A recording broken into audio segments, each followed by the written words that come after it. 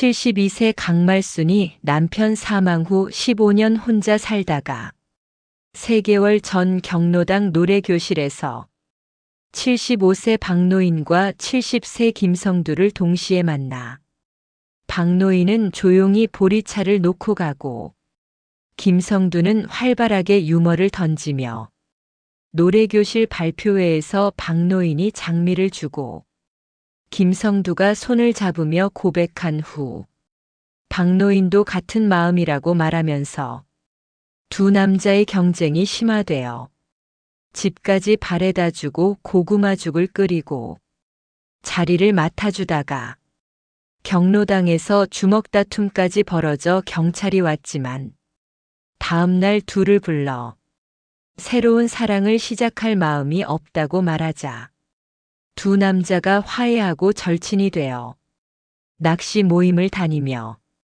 친구로 남기로 한 강말순의 두 남자 사이 혼란과 자신을 위한 삶을 선택한 이야기입니다. 오늘 소개할 스토리는 72세 강말순이 남편 사망 후 15년 동안 조용히 혼자 사는 삶에 익숙해져 있다가 3개월 전 경로당 노래교실에서 75세 박노인과 70세 김성두를 만나면서 박노인은 말수가 적고 점잖게 매일 아침 자리 앞에 따뜻한 보리차를 몰래 놓고 갔고 김성두는 활발하고 유머가 넘치며 복지관 봉사를 열심히 해서 인기가 많았는데 노래교실 발표회 날 무대에 서자 박노인이 조용히 장미 한 송이를 건넸고 몇 분 후 김성두가 무대 뒤에서 손을 잡으며 오래전부터 좋아했다고 고백하자 박노인도 다가와 같은 마음이라고 말하면서 둘의 경쟁이 시작되어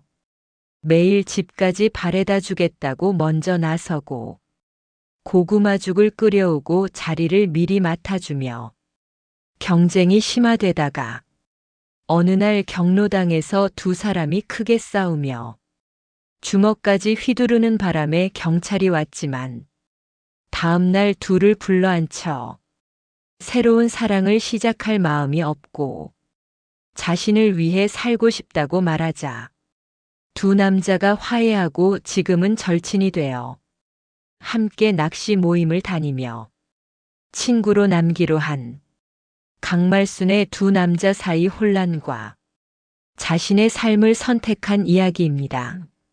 안녕하세요. 어머나 실버 사연 라디오입니다. 구독과 좋아요, 알림 설정 꼭 부탁드립니다.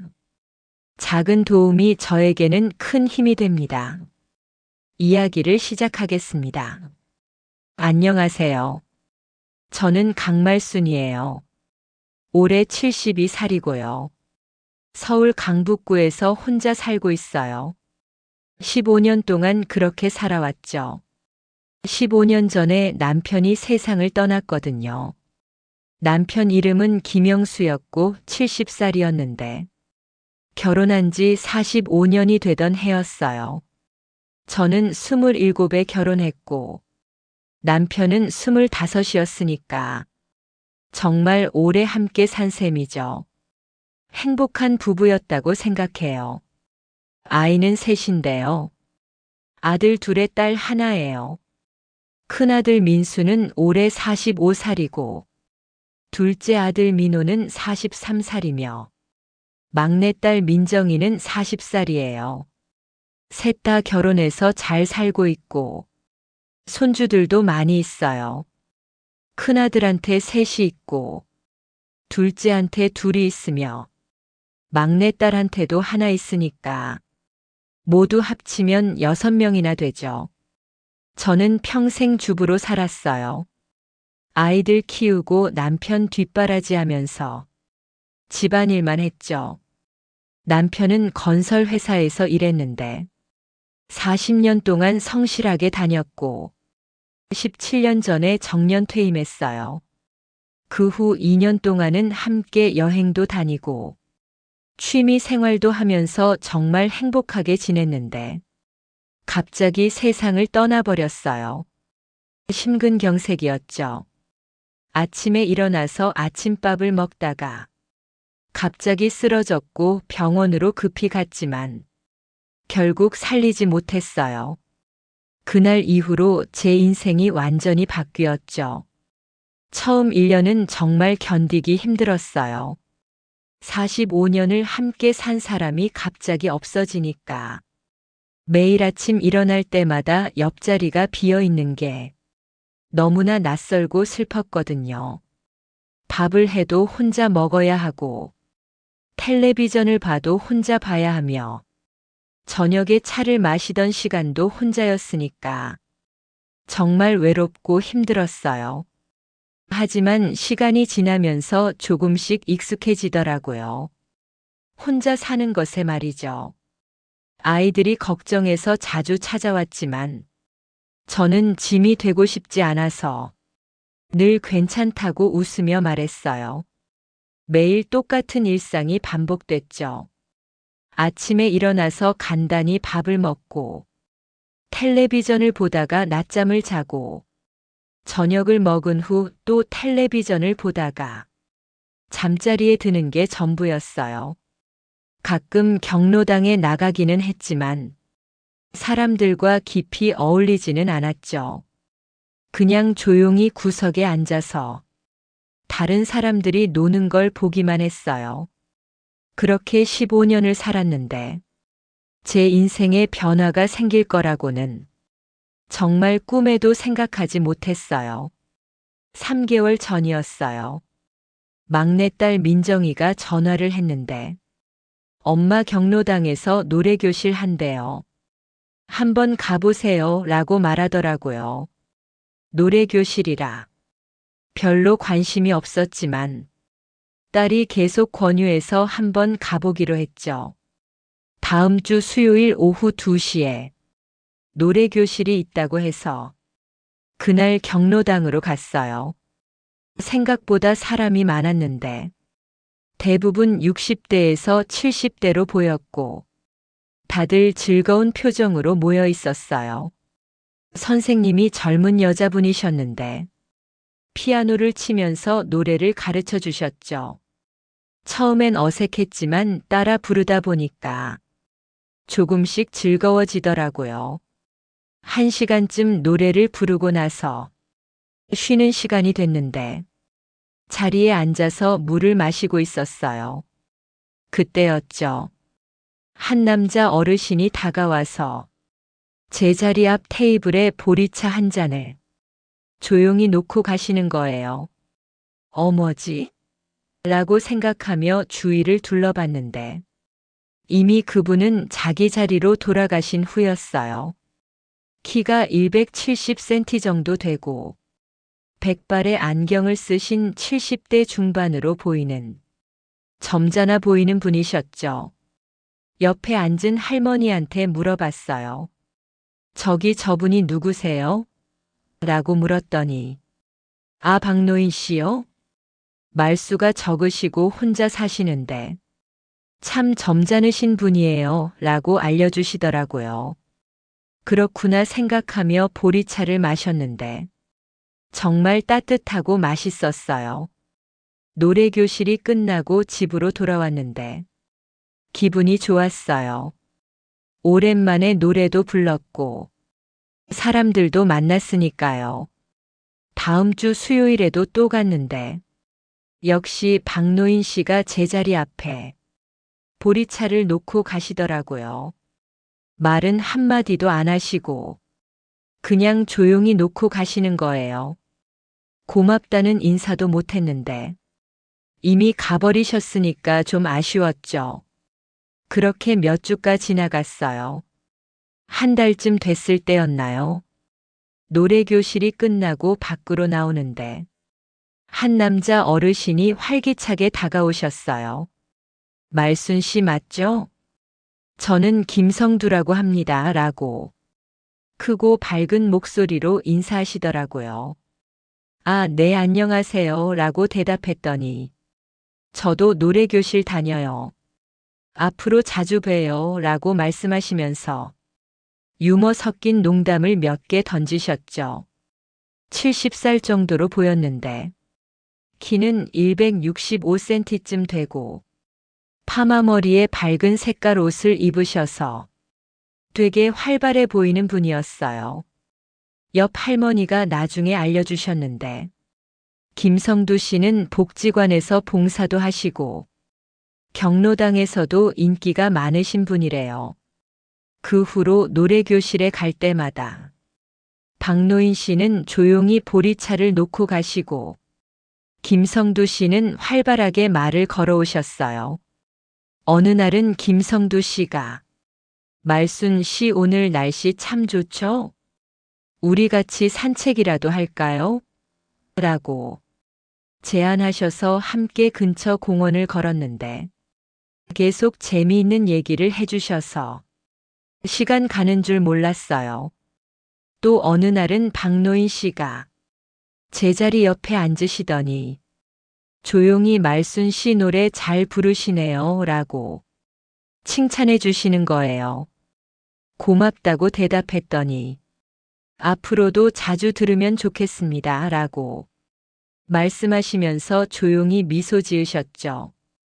그렇게 2개월이 지났는데 저는 두 분을 그냥 좋은 친구 정도로만 생각하고 있었어요. 박노인 씨는 조용하지만 따뜻하고 김성두 씨는 활발하지만 재미있어서 둘 다 좋은 분들이라고만 생각했죠. 그런데 문제가 생긴 건 노래교실 발표회 날이었어요. 3개월이 지나면서 우리 노래교실에서 작은 발표회를 한다고 공지가 왔고 저도 참가하기로 했거든요. 발표곡은 사랑이 뭐길래였는데 혼자 부르는 게 아니라 다른 분들과 함께 부르는 거였어요. 발표회 당일 아침에 일어나서 옷을 골라 입고 머리도 단정하게 하고 화장도 조금 했는데 거울을 보니까 오랜만에 제가 괜찮아 보이더라고요. 경로당으로 가니까 이미 많은 사람들이 와 있었고 무대도 세팅되어 있었어요. 의자에 앉아서 다른 분들 공연을 보고 있었는데 박노인 씨가 제 옆에 와서 앉으시더니 오늘 정말 예쁘십니다 라고 조용히 말씀하시는 거예요.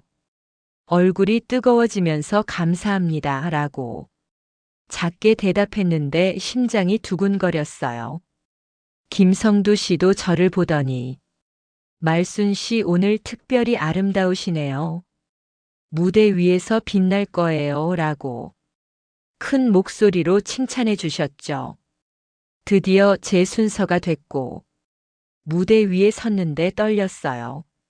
마이크를 잡고 노래를 부르기 시작했는데 처음엔 목소리가 떨렸지만 점점 안정되면서 노래에 집중할 수 있었어요.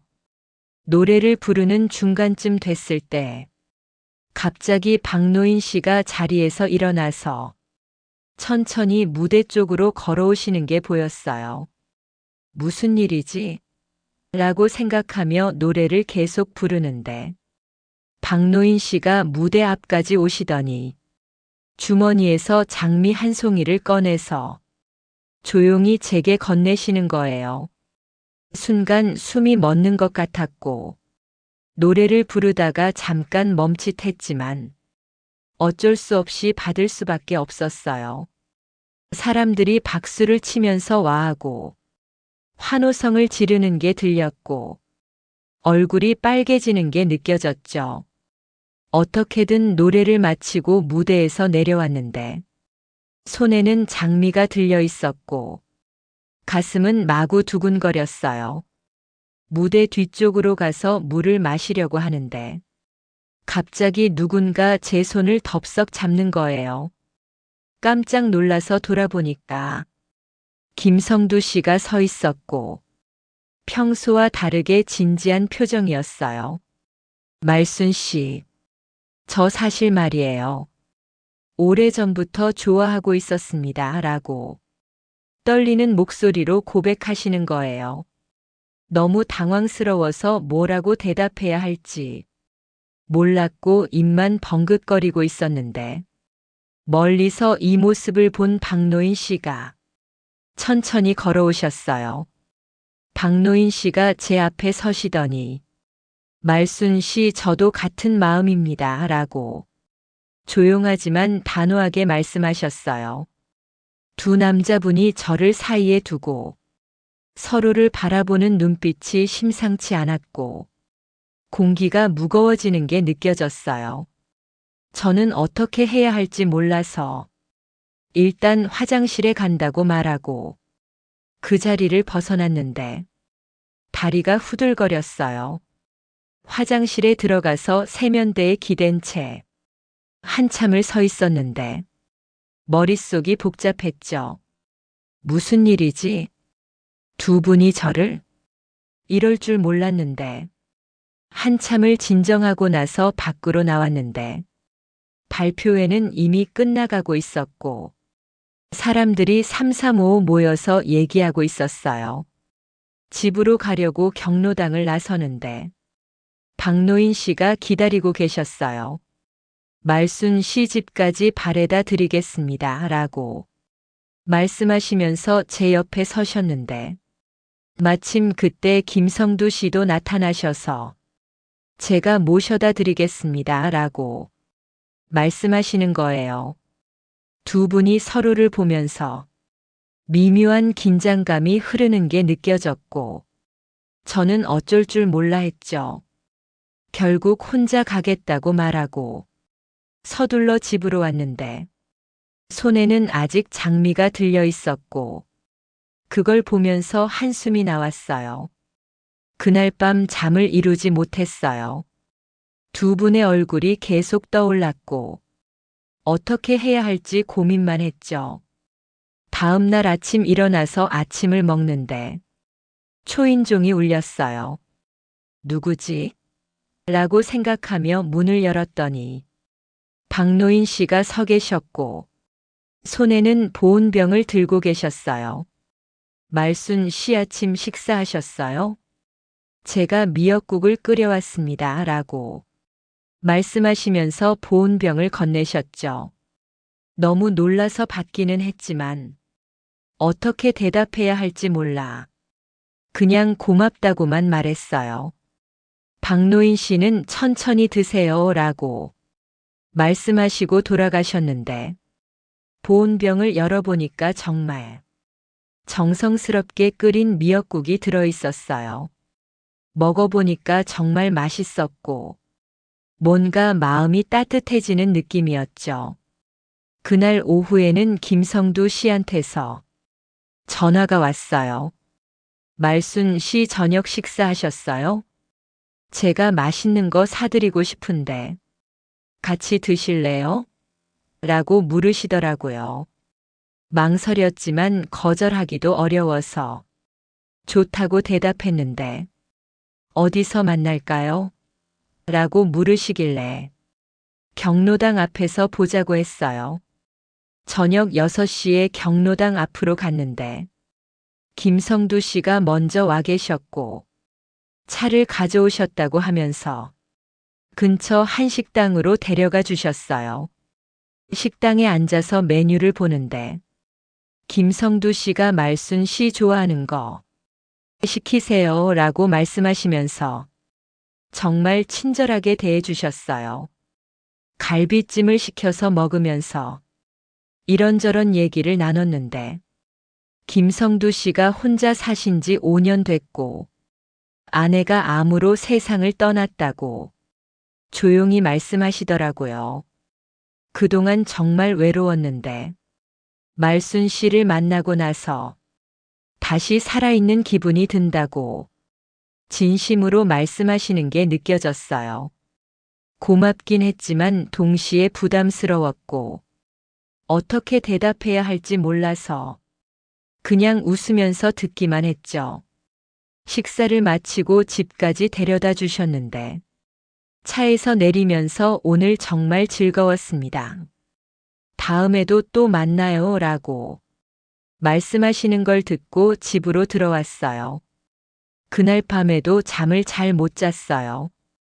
이러면 안 되는데, 두 분한테 오해를 주면 안 되는데, 그렇게 생각하면서도 다음 날 아침이 되니까 또 박노인 씨가 찾아오셨고 이번에는 호박죽을 끓여오셨어요.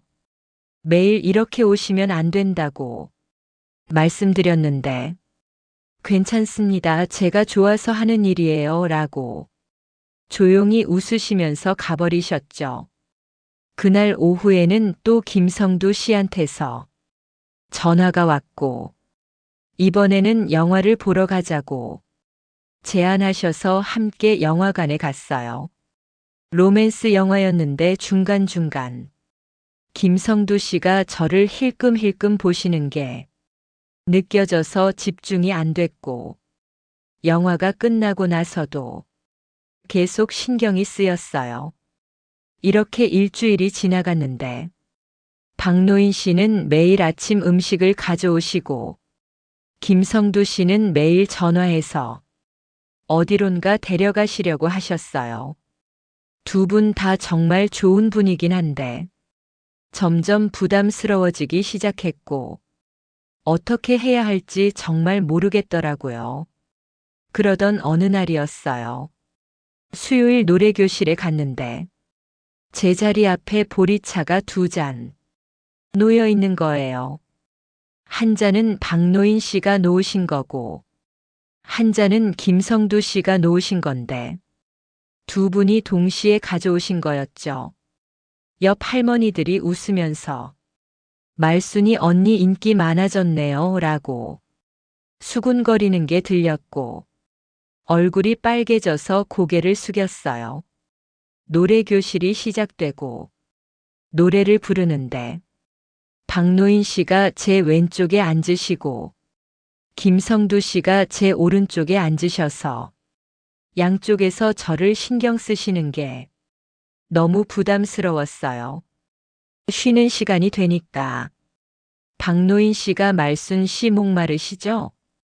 제가 물 떠올게요 라고 말씀하시면서 일어나셨는데 김성두 씨도 바로 일어나시면서 제가 먼저 가져오겠습니다 라고 말씀하시는 거예요. 두 분이 동시에 일어나서 정수기 쪽으로 가셨고 거기서 서로 눈치를 보시는 게 다른 사람들 눈에도 보였는지 사람들이 웃기 시작했어요. 정말 창피했고 어떻게 해야 할지 몰라서 그냥 자리에 앉아 고개를 숙이고 있었죠.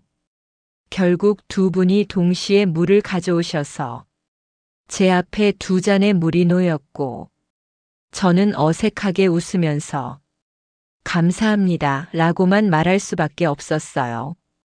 노래교실이 끝나고 집으로 가려는데 박노인 씨가 제가 바래다 드리겠습니다 라고 말씀하셨고 김성두 씨도 바로 제 차가 있으니까 태워드리겠습니다 라고 말씀하셨어요.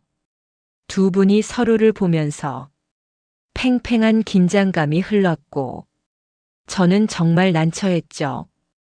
결국 괜찮다고 혼자 가겠다고 말하고 서둘러 나왔는데 뒤에서 두 분이 따라오시는 게 느껴져서 더 빨리 걸었어요. 집까지 거의 뛰다시피 와서 문을 닫고 나서야 안심이 됐는데 가슴이 두근거리고 숨이 찼어요. 이렇게는 안 되겠다고 생각했지만 어떻게 말씀드려야 할지 몰라서 며칠을 고민만 했죠. 그러던 어느 날이었어요. 경로당에서 점심을 먹고 있었는데 박노인 씨가 제 자리 옆에 오셔서 앉으셨고 김성두 씨도 반대편에 앉으시는 거예요. 밥을 먹는데 양쪽에서 계속 반찬을 더 드세요. 국 더 드릴까요? 라고 말씀하시는 게 정말 부담스러웠고 밥맛이 없어졌어요. 그날 오후에 경로당 마당에서 사람들이 모여서 얘기하고 있었는데 갑자기 박노인 씨와 김성두 씨가 크게 말다툼을 시작하신 거예요. 제가 먼저 말순 씨한테 마음을 고백했습니다 라고 박노인 씨가 말씀하시니까 아니요, 제가 먼저 마음을 전했습니다. 라고 김성두 씨가 소리를 높이셨어요. 사람들이 하나둘씩 모여들기 시작했고 저는 정말 창피해서 그 자리를 피하고 싶었지만 다리가 굳어서 움직일 수가 없었어요. 박노인 씨가 말순 씨는 조용한 분이니까 저처럼 차분한 사람이 어울립니다. 라고 말씀하시니까 김성두 씨가 아니요, 말순 씨한테는 제 같은 활기찬 사람이 필요합니다. 라고 반박하셨죠. 점점 목소리가 커지면서 두 분이 서로에게 다가가셨고 결국 밀치고 당기는 몸싸움까지 벌어지기 시작했어요. 주변 사람들이 말리려고 했지만 두 분 다 흥분하셔서 잘 안 되었고 결국 누군가 경찰에 신고를 했어요.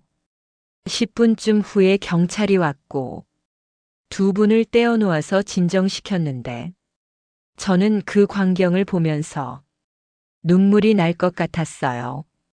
내 때문에 이렇게 된 거야. 어떻게 해야 하지?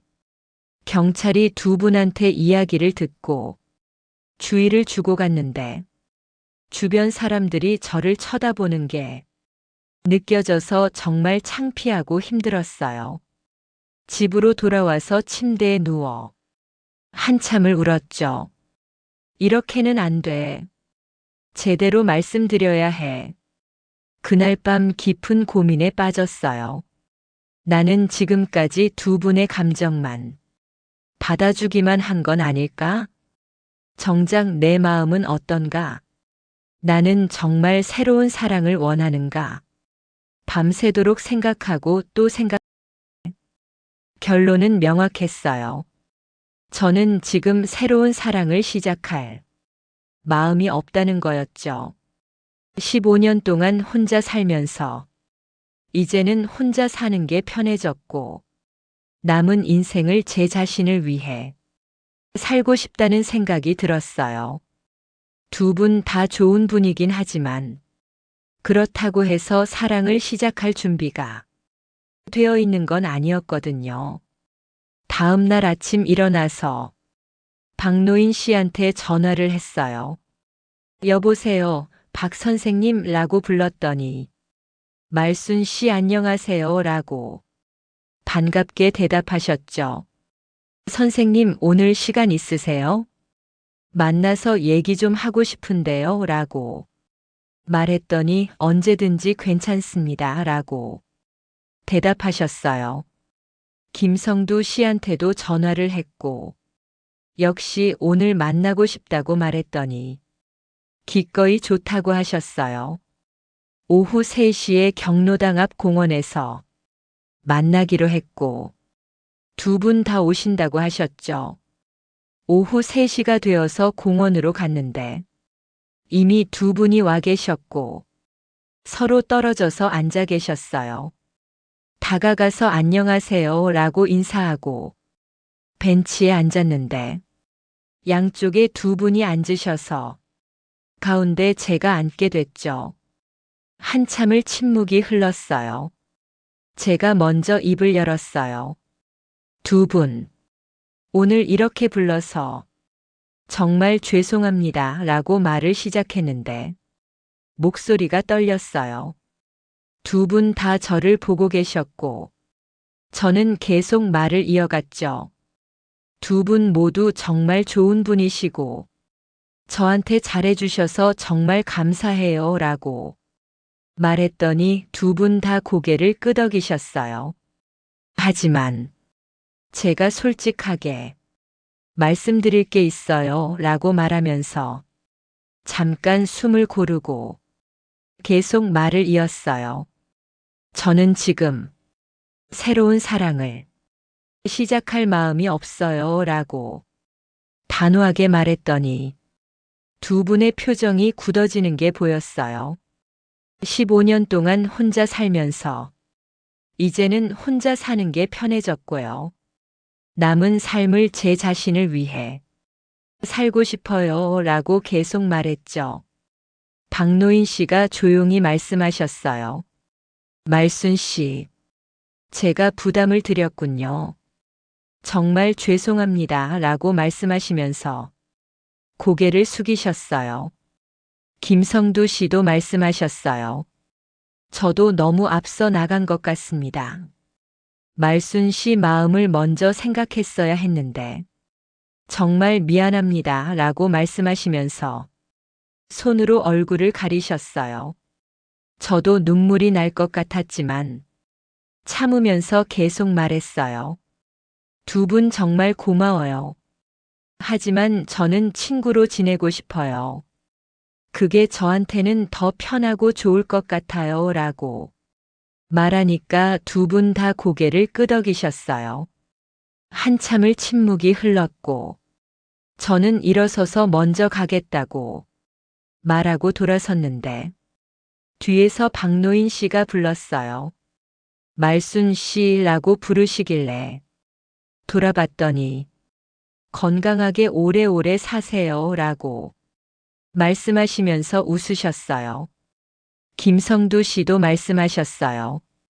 말순 씨가 어떤 선택을 하든 저희는 응원합니다 라고 말씀하시면서 엄지손가락을 치켜 세우셨죠. 고맙다고 대답하고 집으로 왔는데 마음이 한결 가벼워진 느낌이었어요. 며칠이 지났어요. 노래교실에 가는 게 걱정됐지만 용기를 내서 갔는데 박노인 씨와 김성두 씨가 평소처럼 자리에 앉아 계셨어요. 저를 보고 두 분 다 웃으면서 손을 흔들어 주셨고 저도 웃으면서 인사했죠. 노래교실이 시작됐는데 이상한 일이 일어났어요. 박노인 씨와 김성두 씨가 함께 앉아서 얘기를 나누고 계신 거예요. 그동안 서로 피하시던 분들이 갑자기 친하게 얘기하시니까 너무 신기했죠. 쉬는 시간에 옆 할머니한테 물어봤더니 어제 두 분이 함께 술을 마시셨대요. 그리고 서로 화해하셨다고 하더라고요. 정말 놀라웠지만 동시에 기뻤어요. 노래교실이 끝나고 집으로 가는데 두 분이 함께 걸어오셨어요. 말순 씨 우리 앞으로 좋은 친구로 지내요 라고 김성두 씨가 말씀하시고 박노인 씨도 그렇게 하겠습니다 라고 대답하셨죠. 저도 좋다고 대답했고 세 사람이 함께 웃었어요. 그 후로 한 달이 지났는데 정말 신기한 일이 계속 일어났어요. 박노인 씨와 김성두 씨가 정말 친한 친구가 되신 거예요. 함께 낚시를 가시고 함께 등산도 가시며 거의 매일 함께 시간을 보내시더라고요. 어느 날 노래교실에서 김성두 씨가 제게 말씀하셨어요. 말순 씨 덕분에 좋은 친구를 얻었어요. 정말 감사합니다 라고 말씀하시면서 환하게 웃으셨죠. 박노인 씨도 말씀하셨어요. 저도 그래요. 성두 씨랑 친구가 되어서 요즘 정말 즐겁게 지내고 있습니다 라고 조용히 미소 지으시면서 말씀하셨어요. 저도 기뻤어요. 제 선택 때문에 두 분이 상처받으실까봐 걱정했는데 오히려 두 분이 좋은 친구가 되셔서 다행이라고 생각했죠. 이번 스토리의 엔딩은 지금은 3개월이 지났어요. 박노인 씨와 김성두 씨는 정말 친한 친구가 되셨고 거의 매일 함께 시간을 보내세요. 낚시도 가시고 등산도 가시며 가끔은 여행도 함께 다니신대요. 저도 두 분과 좋은 친구로 지내고 있고 노래교실에서 자주 만나서 함께 노래도 부르고 얘기도 나눠요. 어느 날 김성두 씨가 말씀하셨어요. 말순 씨가 그때 솔직하게 말씀해 주셔서 정말 감사해요. 덕분에 저는 성두 형이라는 좋은 친구를 얻었고, 요즘 정말 행복하게 지내고 있어요. 라고 진심으로 말씀하시더라고요. 박노인 씨도 말씀하셨어요. 저도 그래요. 처음엔 실망했지만, 이제는 이게 더 좋은 것 같아요. 말순 씨와 친구로 지내면서 성두 씨와도 친구가 되어 삶이 풍요로워졌어요. 라고 조용히 웃으시면서 말씀하셨죠. 저도 정말 기뻤어요. 아이들한테 이 얘기를 하니까 다들 놀라면서도 잘하셨다고 칭찬해 줬어요. 특히 막내딸 민정이가 말하더라고요. 엄마 정말 멋지세요. 자기 인생을 자기가 선택하셨잖아요. 저도 엄마처럼 살고 싶어요. 라고 말하면서 안아줬죠. 생각해보면 정말 신기해요. 72살에 이런 일을 겪게 될 줄 꿈에도 몰랐거든요. 두 남자분이 저를 좋아한다고 고백하시고 서로 경쟁하시다가 심지어 싸우기까지 하셨는데 결국 제 선택으로 인해 두 분이 친한 친구가 되셨으니까요. 처음엔 정말 당황스럽고 힘들었어요. 어떻게 해야 할지 몰라서 밤마다 고민했고 두 분한테 상처를 줄까봐 걱정도 많이 했죠. 하지만 제 마음에 솔직해지기로 했고 용기를 내서 말씀드렸는데 오히려 그게 좋은 결과로 이어졌어요. 깨달았어요. 사랑은 누군가를 붙잡는 게 아니라 서로의 마음을 지켜주는 거라는 걸요. 제가 두 분의 마음을 받아주지 않았지만 그 대신 진심으로 존중해 드렸고 두 분도 제 마음을 이해해 주셨어요. 그리고 그 과정에서 두 분은 서로를 알아가게 되었고 이제는 정말 소중한 친구가 되셨죠. 여러분도 비슷한 상황이 생긴다면 자신의 마음에 솔직해지세요. 누군가의 마음을 받아주지 못한다고 해서 나쁜 사람이 되는 건 아니에요. 오히려 솔직하게 말하는 게 모두를 위한 일일 수 있어요. 그리고 때로는 사랑이 아닌 우정으로 이어지는 게 더 아름다울 수도 있죠. 저는 지금 정말 행복해요. 노래교실에서 좋은 친구들을 만났고 박노인 씨와 김성두 씨와도 편하게 지내고 있으며 무엇보다 제 자신을 위한 삶을 살고 있으니까요. 72살에 찾아온 이 작은 사건이 제 인생에 큰 변화를 가져왔고 이제는 매일이 즐겁고 감사해요. 나이가 들어도 인생은 계속되고 새로운 일들이 일어나며 그때마다 우리는 선택을 하고 그 선택이 우리 삶을 만들어가는 거예요. 지금까지 어머나 실버 사연 라디오였습니다. 구독과 좋아요, 알림 설정 꼭 부탁드립니다. 작은 도움이 저에게는 큰 힘이 됩니다. 감사합니다.